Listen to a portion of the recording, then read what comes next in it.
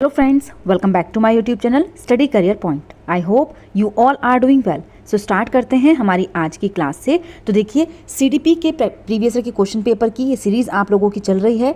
Exam तक ऐसे ही ये सीरीज़ आप लोगों की कंटिन्यू रहेगी। और देखिए यहाँ पर जो क्वेश्चन हैं बिल्कुल बेसिक टू हाई हम लोग यहाँ पर चल रहे हैं।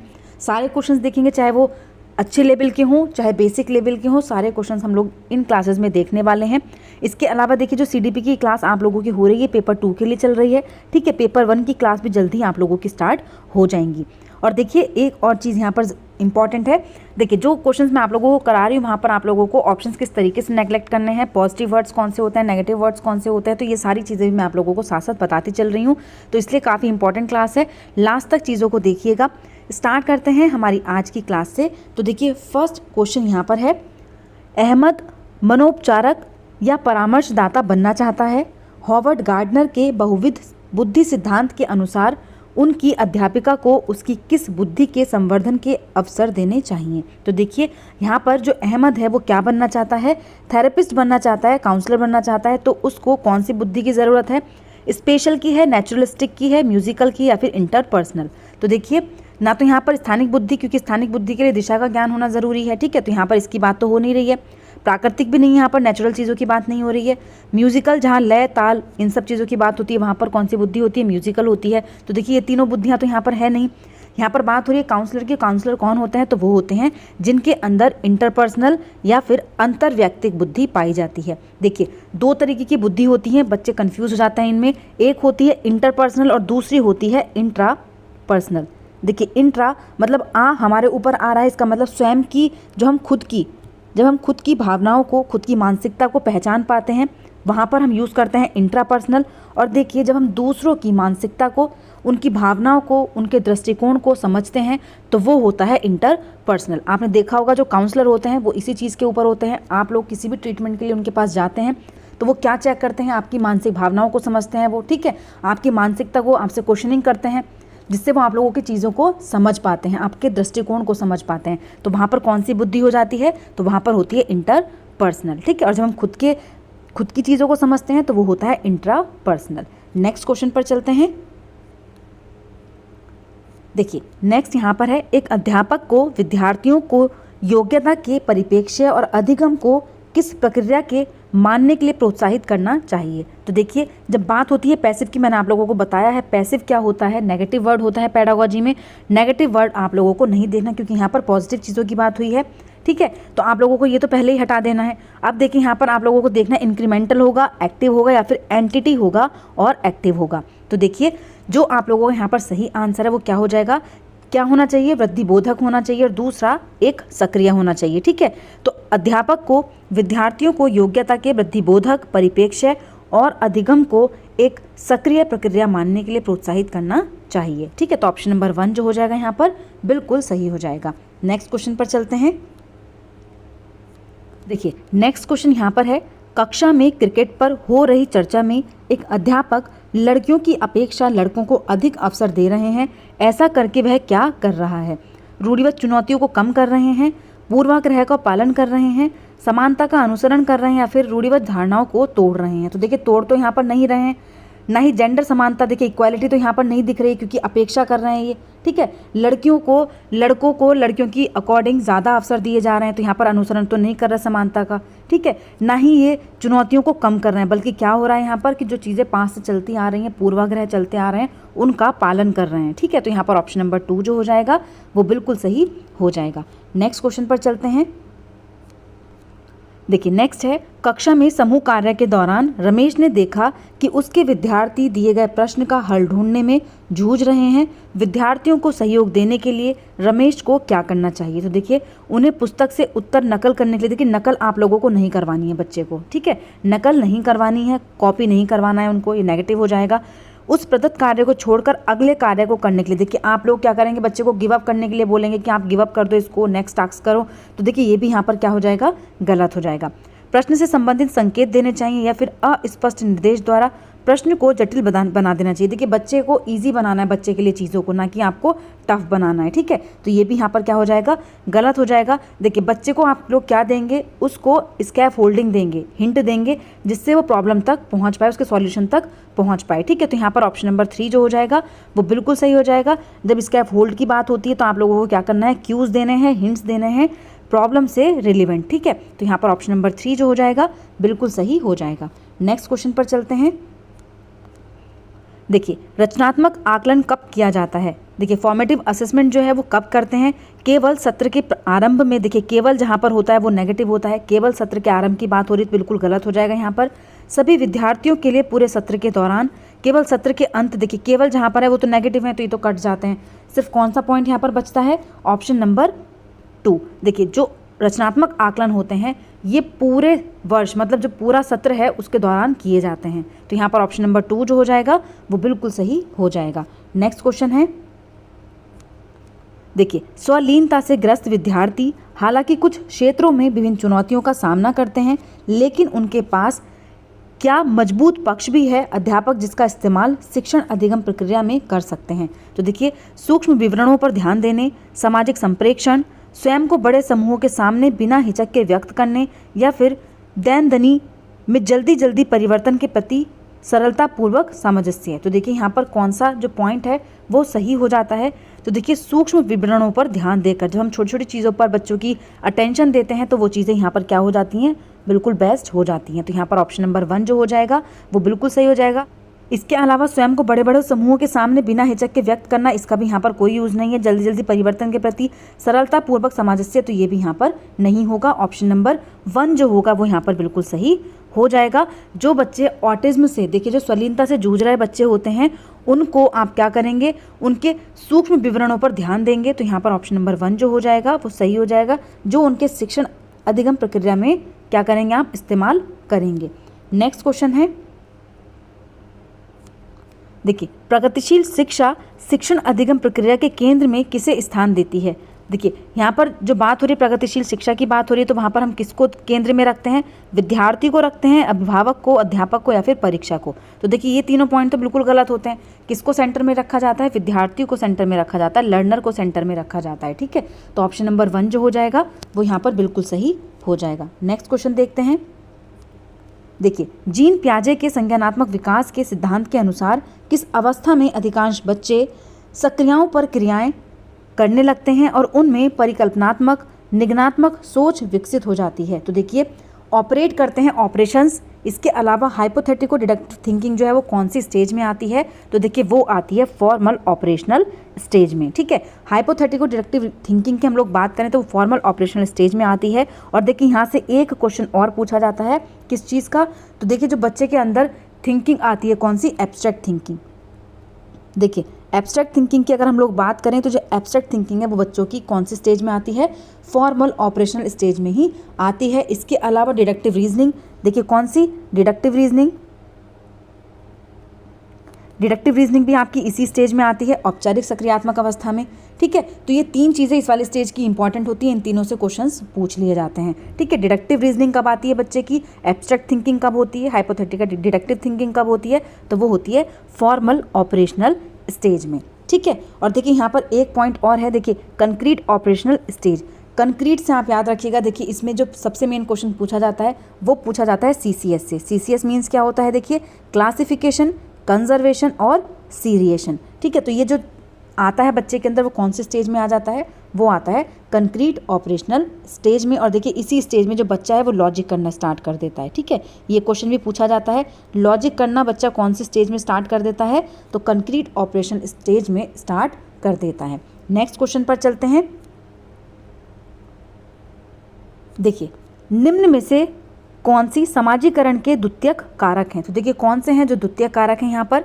विद्यालय, किताबें, मीडिया, या फिर माता पिता। तो देखिए, अगर हम सेकेंडरी की बात करें तो देखिए, विद्यालय भी सेकेंडरी होता है, बुक्स जो होती हैं वो भी सेकेंडरी होती हैं। ठीक है, इसके अलावा मीडिया भी सेकेंडरी होती है। लेकिन जब पेरेंट्स की बात आती है तो ये क्या होते हैं, जो हमारा परिवार होता है वो होता है प्राइमरी। ठीक है, क्या होता है? प्राइमरी होता है। तो यहाँ पर 4th को छोड़ करके सारे ऑप्शन सही हो जाएंगे। ऑप्शन नंबर 4 जो होगा वो यहाँ पर बिल्कुल सही हो जाएगा। नेक्स्ट क्वेश्चन देखते हैं। देखिए, सहयोगात्मक अधिगम का कार्यान्वयन करते समय अध्यापक को क्या करना चाहिए? एक समान योग्यता आधारित समूहों का निर्माण करना, विद्यार्थियों को केवल, देखिए केवल नेगेटिव हो जाता है, गलत, चर्चाओं तथा वाद विवाद के प्रयोग को प्रतिबंधित, देखिए वाद विवाद को बढ़ावा देना, चर्चाओं को बढ़ावा देना, क्योंकि डिस्कशन से बच्चा सीखता है, लेकिन यहाँ पर दिया गया नहीं है तो ये भी क्या हो जाएगा, गलत हो जाएगा। विविध शिक्षार्थियों के समूह बनाना, देखिए ये बिल्कुल सही पॉइंट है। यहाँ पर आप क्या करेंगे, विविध शिक्षार्थियों के समूह बनाएंगे, ना कि एक समान योग्यता आधारित समूह का निर्माण करेंगे। ये भी क्या हो जाएगा कि आप बच्चों को सेग्रीगेट कर रहे हैं या लेबलिंग दे रहे हैं, ठीक है। तो यहाँ पर तीनों ही पॉइंट नेगेटिव हैं। कौन सा सही हो जाएगा, तो वो है ऑप्शन नंबर 4। नेक्स्ट क्वेश्चन पर चलते हैं। देखिए नेक्स्ट यहाँ पर है, विविध पृष्ठभूमि से आए शिक्षार्थियों वाली कक्षा में अध्यापक को क्या करना चाहिए। परीक्षा में उनके निष्पादन के आधार पर विद्यार्थियों के समूह बनाने चाहिए। सभी से सफलता की अपेक्षाएं करनी और बनाए रखनी चाहिए। विद्यार्थियों के सामाजिक आर्थिक प्रसंग के आधार पर उनका वर्गीकरण करना चाहिए, या फिर मानकीकृत पाठ्यचर्या और आकलन की विधियों को अपनाना चाहिए। तो देखिए कौन सा पॉइंट यहाँ पर सही हो जाएगा। तो देखिए मानकीकृत पाठ्यचर्या जो स्टैंडर्डाइज्ड करिकुलम होता है, ये क्या होते हैं, नेगेटिव होते हैं, तो ये तो बिल्कुल कट जाएगा। इसके अलावा देखिए यहाँ पर क्या दिया गया है, सामाजिक आर्थिक प्रसंग के आधार पर वर्गीकरण, तो देखिए वर्गीकरण भी नेगेटिव वर्ड होता है, ये भी कट जाएगा यहाँ पर। परीक्षा में उनके निष्पादन के आधार पर विद्यार्थी के समूह, देखिए परीक्षा के आधार पर आप बच्चों को सेग्रीगेट करोगे, लेबलिंग दोगे, तो देखिए ये भी यहाँ पर क्या होता है, नेगेटिव होता है। तो यहाँ पर ऑप्शन नंबर 2 ही बचता है। ऑप्शन नंबर 2 जो हो जाएगा वो बिल्कुल सही हो जाएगा। देखिए इसी तरीके से आप लोगों को एग्जाम में चीज़ें हटानी है, ठीक है। नेक्स्ट क्वेश्चन पर चलते हैं। देखिए निम्न में से कौन सी विशेषता प्रतिभाशाली विद्यार्थी की नहीं है। देखिए नेगेटिव पूछा गया है। औसत से अधिक बुद्धि स्तर, तो आपको क्या करना है, देखिए यहाँ पर नेगेटिव को ही देखना है। उच्च स्तरीय समस्या समाधान कौशल, कौशलों पर निपुणता प्राप्त करने के लिए उच्च स्तरीय अभिप्रेरणा, या फिर जानकारी को ग्रहण करने में धीमापन। तो देखिए प्रतिभाशाली विद्यार्थी की इनमें से कौन सी विशेषता नहीं है। तो यहाँ पर देखिए औसत से अधिक बुद्धि स्तर बिल्कुल सही है, जो प्रतिभाशाली बच्चों की विशेषता होती है। उच्च स्तरीय समस्या समाधान कौशल बिल्कुल सही है। कौशल पर निपुणता प्राप्त करने के लिए उच्च स्तरीय अभिप्रेरणा, ये भी बिल्कुल सही है। लेकिन देखिए जो यहाँ पर गलत पॉइंट है वो कौन सा है, नेगेटिव, जानकारी को ग्रहण करने में धीमापन। देखिए धीमापन इनके अंदर नहीं होता, स्लो मोशन इनके अंदर नहीं पाया जाता है, ठीक है। तो यहाँ पर जो नेगेटिव है वो कौन सा है, तो वो है ऑप्शन नंबर 4। नेक्स्ट क्वेश्चन देखते हैं। देखिए नेक्स्ट यहाँ पर है, विद्यार्थियों के अधिगम को सहज सुगम बनाने के लिए अध्यापक को किस प्रकार की गतिविधियों का संचालन करना चाहिए। तो देखिए किस प्रकार की गतियों का हम लोग यहाँ पर संचालन करेंगे, जो उनके प्रतिदिन के जीवन के लिए प्रासंगिक हो, जो यांत्रिक हो, जिसमें निष्क्रिय, देखिए पैसिव, जहाँ पर पैसिव आता है वो क्या होता है, गलत होता है। जो संदर्भ से हटकर हो, देखिए संदर्भ से हटकर आप बच्चों को चीज़ें कराओगे तो वो भी क्या होंगी, यहाँ पर गलत होगी। जो जटिल से सरल की ओर आगे बढ़ते हुए क्रम में प्रस्तुत हो, देखिए आपको किस क्रम में प्रस्तुत करनी है, तो बच्चे को हमेशा सरल से जटिल की ओर लेके जाना होता है, ठीक है। यहाँ पर दिया गया जटिल से सरल की ओर, तो ये भी क्या हो जाएगा, गलत हो जाएगा। केवल कौन सा पॉइंट बचता है, तो देखिए ऑप्शन नंबर 1 जो है वो यहाँ पर बिल्कुल सही है, जो उनके प्रतिदिन के जीवन के लिए प्रासंगिक हो। नेक्स्ट क्वेश्चन देखते हैं। देखिए किसी भी अवधारणा का शिक्षण करते समय किस बात से बचना महत्वपूर्ण है। अवधारणाओं के विभिन्न पहलुओं के मध्य संबंधता स्थापित करना, कारक प्रभाव संबंधों को रेखांकित करना, अवधारणाओं को गैर उदाहरणों के साथ प्रस्तुत करना, या फिर संप्रतियों की विषय वस्तु को जानकारियों के असंबंधित खंडों के रूप में प्रस्तुत करना। तो देखिए कौन सा पॉइंट यहाँ पर सही होगा, तो देखिए अवधारणाओं के विभिन्न पहलुओं के मध्य संबंधता स्थापित करना, तो देखिए ये तो यहाँ पर नहीं होगा। कारक प्रभाव संबंधों को रेखांकित करना, ये भी यहाँ पर नहीं है। अवधारणाओं को गैर उदाहरणों के साथ प्रस्तुत करना, ये भी नहीं है। देखिए आपको किस बात से बचना महत्वपूर्ण है ये पूछा गया है, तो यहाँ पर कौन सा सही हो जाएगा, विषय वस्तुओं को जानकारियों के असंबंधित खंडों के रूप में प्रस्तुत करना, ये क्या है, यहाँ पर नेगेटिव है। और देखिए यहाँ पर बचना है, बचने के लिए आपसे किस चीज़ को हम अवॉइड कर सकते हैं, तो वो है ऑप्शन नंबर 4। इसके अलावा देखिए यहाँ पर सारे ही पॉइंट, तीनों ही पॉइंट बिल्कुल सही हैं कि हम संबंधता स्थापित कर सकते हैं, रेखांकित कर सकते हैं और गैर उदाहरणों के साथ चीज़ों को प्रस्तुत कर सकते हैं। लेकिन यहाँ पर नेगेटिव पूछा था, नेगेटिव कौन सा है, वो है ऑप्शन नंबर 4। नेक्स्ट क्वेश्चन पर चलते हैं। देखिए नेक्स्ट यहाँ पर है, यदि गतिविधि को महत्व नहीं दिया जा रहा है तो विद्यार्थी द्वारा किसका अनुभव करने की संभावना है, जिज्ञासा को, उत्साह को, आनंद को, या फिर बोरियत को। देखिए जिज्ञासा, उत्साह, आनंद तो तब आता है जब बच्चे क्या करते हैं, जब गतिविधियों को महत्व दिया जाता, ठीक है। लेकिन यहाँ पर एक्टिविटी को महत्व नहीं दिया जा रहा है, इसका मतलब क्या है कि बच्चे किस चीज़ का अनुभव करेंगे, बोरियत का अनुभव करेंगे, बोर्डसम का अनुभव करेंगे, ठीक है, बच्चे बोर हो जाएंगे। तो यहाँ पर ऑप्शन नंबर 4 जो हो जाएगा वो बिल्कुल सही हो जाएगा। नेक्स्ट क्वेश्चन देखते हैं। देखिए, निम्न में से कौन सी सामाजिक रचनावादी कक्षा की विशेषता है? अध्यापक द्वारा विद्यार्थियों में प्रतियोगिता उन्मुखी दृष्टिकोण का विकास करना, अन्वेषण संबंधी अधिगम के लिए अनुकूलित परिवेश, कंठस्थीकरण। देखिए, कंठस्थीकरण रट्टाफिकेशन आप लोगों को नहीं करवाना है, मानकीकृत पाठ्यचर्या, ये भी यहाँ पर क्या होगा, नेगेटिव होगा। तो देखिए कौन सा पॉइंट है जो सही है, तो वो है ऑप्शन नंबर 2, अन्वेषण संबंधी अधिगम के लिए अनुकूलित परिवेश। तो देखिए यहाँ पर ऑप्शन नंबर 2 जो हो जाएगा वो बिल्कुल सही हो जाएगा। देखिए कॉम्पिटिशन बेस्ड चीज़ें भी आप लोगों को नहीं करनी है, तो ये भी क्या हो जाएगा, गलत हो जाएगा। नेक्स्ट क्वेश्चन देखते हैं। देखिए, अधिगम की गति पूरी तरह व्यक्तिगत कारकों पर निर्भर है, पूरी तरह वातावरणीय कारकों पर निर्भर है, व्यक्तिगत और वातावरणीय कारकों दोनों से स्वतंत्र। देखिए स्वतंत्र तो नहीं होती, केवल अलग अलग भी निर्भर नहीं करती है, बल्कि दोनों कारकों की परस्पर क्रिया पर निर्भर करती है। ऑप्शन नंबर 4 जो हो जाएगा यहाँ पर बिल्कुल सही हो जाएगा। नेक्स्ट क्वेश्चन देखते हैं। देखिए, विद्यार्थी कक्षा में अधिगम की प्रक्रिया में अधिक सक्रिय और सहभागी बनना महसूस करते हैं यदि कक्षा का परिवेश समुन्नत करता है। अवधारणाओं के बारे में जिज्ञासा, तो देखिए बिल्कुल सही पॉइंट है। इसके अलावा अपने विचारों पर विमर्श चिंतन, तो देखिए ये भी बिल्कुल सही है। अध्यापक का निष्क्रिय अनुसरण, देखिए पैसिव जहाँ पर आता है वो पॉइंट गलत होता है। ज्ञान का मात्र पुनरुत्थान, सिर्फ उस चीज़ को रिपीट करना, ठीक है, रोट करना, तो ये भी क्या है यहाँ पर गलत हो जाएगा। तो देखिए कौन सा सही है, सिर्फ फर्स्ट और सेकंड सही है। ऑप्शन नंबर 1 जो हो जाएगा यहाँ पर बिल्कुल सही हो जाएगा। नेक्स्ट क्वेश्चन देखते हैं। देखिए, विद्यार्थियों में समालोचनात्मक चिंतन का विकास किस प्रकार सहज सुगम किया जा सकता है? विविध संदर्भों में अधिगम के अनुप्रयोग द्वारा, समझ के स्थान पर कार्य को शीघ्र अतिशीघ्र पूरा करने के लिए प्रतियोगिता करवाकर। देखिए कंपटीशन आप लोगों को बच्चों के अंदर नहीं कराना है। अध्यापक द्वारा दिए गए व्याख्यान का केवल सारांशीकरण, देखिए केवल सारांशीकरण, ये भी गलत हो जाएगा। कंठस्थीकरण और अध्यापक का निष्क्रिय अनुसरण करके, तो देखिए ये भी यहाँ पर नेगेटिव है। कौन सा सही है, तो वो है ऑप्शन नंबर 1, विविध संदर्भों में अधिगम के अनुप्रयोग द्वारा। नेक्स्ट क्वेश्चन पर चलते हैं। नेक्स्ट क्वेश्चन है, दृष्टिबाधिता से जूझते विद्यार्थियों के साथ शिक्षण करते समय किस विधि माध्यम के प्रयोग से बचना चाहिए? देखिए बचने की बात यहाँ पर कर रहे हैं। श्याम पट पर लिखित विषय वस्तु की मौखिक रूप से व्याख्या करना, देखिए मौखिक रूप से व्याख्या कर रहे हैं तो बिल्कुल सही हो जाएगा। यहाँ पर अगर लिखने की बात होती तो गलत होता।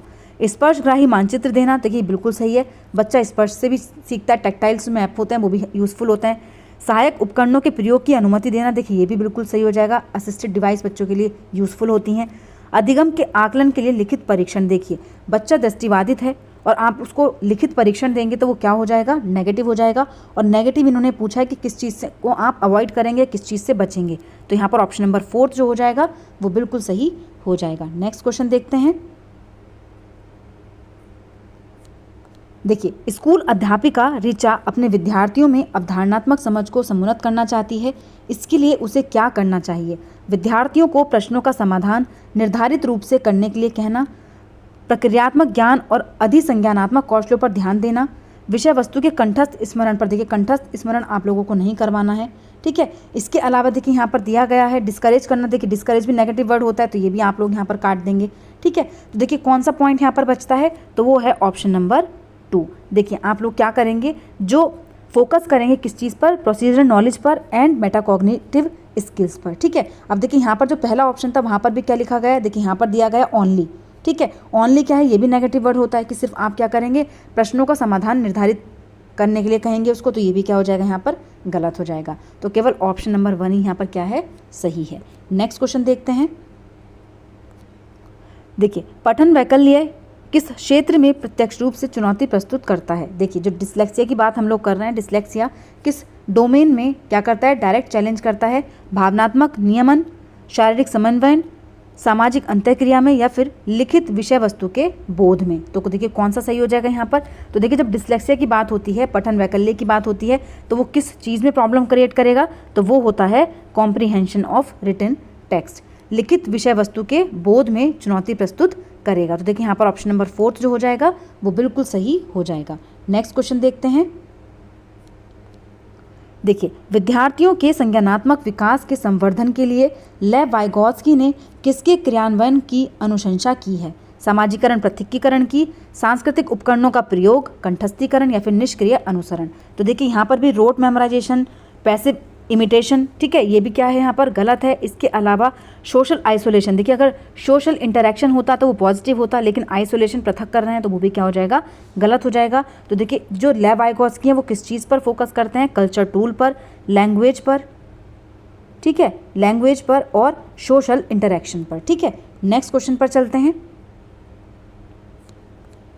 देखिए नेक्स्ट है, समावेशन की अवधारणा हेतु किसकी आवश्यकता है, विविधता और व्यक्तिगत विभिन्नताओं के लिए सम्मान, आकलन के लिए मानकीकृत परीक्षण, अध्यापक केंद्रित शिक्षण शास्त्रीय प्रविधियाँ, विद्यार्थियों का नामीकरण, देखिए लेबलिंग नहीं करनी है बच्चों को, ठीक है, टीचर सेंटर्ड हो, ये भी यहाँ पर क्या हो जाएगा, गलत हो जाएगा। मानकीकृत परीक्षण, ये भी क्या है, नेगेटिव है। तो देखिए कौन सा सही है, तो वो है ऑप्शन नंबर 1, विविधता और व्यक्तिगत भिन्नताओं के लिए सम्मान। नेक्स्ट क्वेश्चन है, देखिए अमरजीत नियमों को स्थिर मानती है और इस बात की अनुशंसा करती है कि सभी को इन नियमों का अनुसरण करना चाहिए, चाहे उनकी व्यक्तिगत स्थिति किसी भी प्रकार की क्यों ना हो। लॉरेंस कोलबर्ग के नैतिक विकास के सिद्धांत के अनुसार अमरजीत इस समय किस अवस्था में है। तो देखिए वो नियमों का अनुसरण करने की बात कर रही हैं कि चाहे व्यक्तिगत स्थिति कुछ भी हो, लेकिन जो नियम है वो क्या है, स्थिर हैं, उनको हमें मानना होता है। तो देखिए ये जो स्टेज है वो कौन सी उसमें आती है, तो वो आती है कानून और व्यवस्था उन्मुखी, ठीक है। ना तो यहाँ पर देखिए अच्छा लड़का बनने के लिए कुछ कर रहे हैं ये, ठीक है, ना ही आज्ञाकारिता की बात है और ना ही यहाँ पर इंस्ट्रूमेंटल पर्पस ओरिएंटेशन है, ठीक है। तो यहाँ पर कौन सा पॉइंट सही हो जाएगा, ऑप्शन नंबर 4। नेक्स्ट क्वेश्चन पर चलते हैं। देखिए निम्न में से कौन सा स्थूलगामक कौशलों का उदाहरण है, चित्र बनाना, सुई पकड़ना, तेज चलना या फिर धागे में मोती पिरोना। तो देखिए ग्रॉस मोटर स्किल, दो तरीके की मोटर स्किल होती हैं, ग्रॉस और फाइन, ठीक है। फाइन में देखिए फाइन में कौन सी स्किल आ जाती हैं, तो फाइन में एक तो आ जाता है आपका पुटिंग बीट्स, जो क्या होता है धागे में मोती पिरोना, ये क्या है, एक फाइन स्किल है, ठीक है। इसके अलावा सुई को पकड़ना, ये भी क्या है, फाइन स्किल है। इसके अलावा स्केचिंग करना, ये भी क्या है, फाइन स्किल है। लेकिन पूछा गया है क्या, gross motor skill. Gross motor skill कौन सी हो जाएगी, तो वो है तेज चलना, ऑप्शन नंबर 3। नेक्स्ट क्वेश्चन देखते हैं। देखिए जीन पियाजे ने अधिगम की प्रक्रिया में किसे महत्व दिया है, सीखने के लिए तत्परता को, नकारात्मक पुनर्बलन को, प्रतियोगी भावना को या फिर कार्यात्मक स्थिरता को। तो देखिए कौन सा पॉइंट जो यहाँ पर सही है, तो वो है सीखने के लिए तत्परता, ऑप्शन नंबर 1 जो है वो यहाँ पर बिल्कुल सही है। देखिए ना तो इन्होंने नेगेटिव रीइंफोर्समेंट दिया था, ना ही कॉम्पिटिटिव फीलिंग्स, ना ही फंक्शनल फिक्सनेस, जो इनके अकॉर्डिंग सही है वो है ऑप्शन नंबर 1। नेक्स्ट क्वेश्चन है, देखिए विकास का अधोगामी सिद्धांत बताता है कि विकास किस ओर से किस तरफ बढ़ता है। देखिए यहाँ पर बात हुई है प्रॉक्सिमो डिस्टल की। देखिए जो प्रॉक्सिमो डिस्टल होता है वो कहाँ से कहाँ जाता है, सेंटर टू एक्सट्रीम जाता है, केंद्र से बाह्य, परिधि से केंद्र से परिधि की ओर, ठीक है। कहाँ से जाता है, केंद्र से परिधि की ओर। और देखिए यहाँ पर हम हेड टू टो की बात करें तो हेड टू टो जो विकास है वो कब होता है, वो होता है जब बच्चा कौन से उसमें होता है डेवलपमेंट, वो होता है सिफेलोकॉर्डल, ठीक है। क्या हो जाता है, सिफेलोकॉर्डल। तो देखिए दो ही तरीके के विकास यहाँ पर पूछे जाते हैं, एक तो सिफेलोकॉर्डल और दूसरा प्रॉक्सिमो डिस्टल। दोनों ही आप लोगों को ध्यान में रखना है, सिफेलोकॉर्डल हेड टू टो और प्रॉक्सिमो डिस्टल होता है centre to extreme. Next question पर चलते हैं। देखिए निम्न में से कौन सा प्रश्न विद्यार्थियों में समालोचनात्मक चिंतन को समुन्नत करेगा, श्रीलंका का राजधानी कौन सी है, भारत में अध्यापक दिवस कब मनाया जाता है, एशिया में सबसे बड़ा शहर कौन सा है, आप अपने शहर में पानी की कमी की समस्या किस प्रकार सुलझाएंगे। देखिए समालोचनात्मक जो क्रिटिकल थिंकिंग है उसको हमें क्या करना है, प्रमोट करना है। वो कब प्रमोट होगी, अब देखिए यहाँ पर श्रीलंका की राजधानी आप लोग बता देंगे, 1 वर्ड आंसर है। शिक्षक दिवस कब मनाया जाता है, ये तो हाँ आंसर है या फिर ना आंसर है, ठीक है। एशिया का सबसे बड़ा शहर, तो देखिए यहाँ पर भी 2 ही आंसर हो सकते हैं, या तो आप दे सकते हैं या आप नहीं दे सकते, 1 वर्ड आंसर है। लेकिन जहाँ पर आप अपनी सोच को प्रमोट करेंगे, अपनी क्रिटिकल थिंकिंग को यूज़ करेंगे, वो कौन सा क्वेश्चन है, तो वो है ऑप्शन नंबर 4, जहाँ पर आप लोगों को अपनी थिंकिंग का इस्तेमाल करना है कि आप अपने शहर में पानी की समस्या को किस प्रकार सुलझाएंगे, ठीक है। तो यहाँ पर आप लोगों की क्रिटिकल थिंकिंग यूज़ हो रही है। इसके अलावा ये तीनों ही क्वेश्चंस क्या हैं, ये 1 वर्ड आंसर वाले क्वेश्चन हैं जिनको आप इजीली आंसर कर दोगे। नेक्स्ट क्वेश्चन पर चलते हैं। देखिए विद्यार्थियों की वैकल्पिक अवधारणाएं अनदेखी करके निरुत्साहित की जानी चाहिए। देखिए डिस्करेज या इग्नोर आप लोगों को नहीं करना है, उनके अनुभवों से संबंधित नहीं है। देखिए अनुभवों से संबंधित नहीं है, ये भी यहाँ पर क्या हो जाएगा, गलत हो जाएगा। हमेशा अत्यंत गलत होती हैं, देखिए हमेशा गलत होती हैं, ये भी क्या है यहाँ पर नेगेटिव है। अर्थ निर्माण की प्रक्रियाओं में गढ़ी गई सहज संरचनाओं को दर्शाती हैं। तो देखिए ये बिल्कुल सही है। जो अल्टरनेटिव कंसेप्शन होते हैं बच्चे के, वो क्या करते हैं, वो अर्थ निर्माण करते हैं बच्चे की लर्निंग में, ठीक है, मीनिंग मेकिंग होते हैं। तो यहाँ पर ऑप्शन नंबर 4 जो हो जाएगा वो बिल्कुल सही हो जाएगा। तो देखिए आज की क्लास इतनी ही थी। जितने भी पॉइंट्स आप लोगों के से देखिए, जो भी क्वेश्चंस मैं आप लोगों को करा रही हूँ, साथ साथ मैं आप लोगों को चीज़ें बता रही हूँ कि किस तरीके से आप लोगों को ऑप्शंस टिक करने हैं, रिमूव करने हैं, ठीक है, कौन से पॉजिटिव वर्ड्स हो सकते हैं, कौन से नेगेटिव वर्ड्स हो सकते हैं। तो वो सारी चीज़ें मैं आप लोगों को साथ साथ करा रही हूँ, इसलिए क्लासेस को आराम से देखिए, ठीक है। काफ़ी अच्छी चीज़ें हैं जो आप लोगों को कराई जा रही हैं। एग्जाम तक ऐसे ही ये सीरीज़ आप लोगों की चलती रहेंगी। आज की क्लास हम लोग यहीं पर समाप्त करते हैं। आई होप आप लोगों को चीज़ें समझ आई होंगी। अगर आप लोगों को मेरी क्लास अच्छी लगी हो तो प्लीज़ मेरे चैनल को लाइक करें, सब्सक्राइब करें और शेयर करें। ऐसे ही और वीडियोज़ के लिए मेरे चैनल पर बने रहिए। Thank you.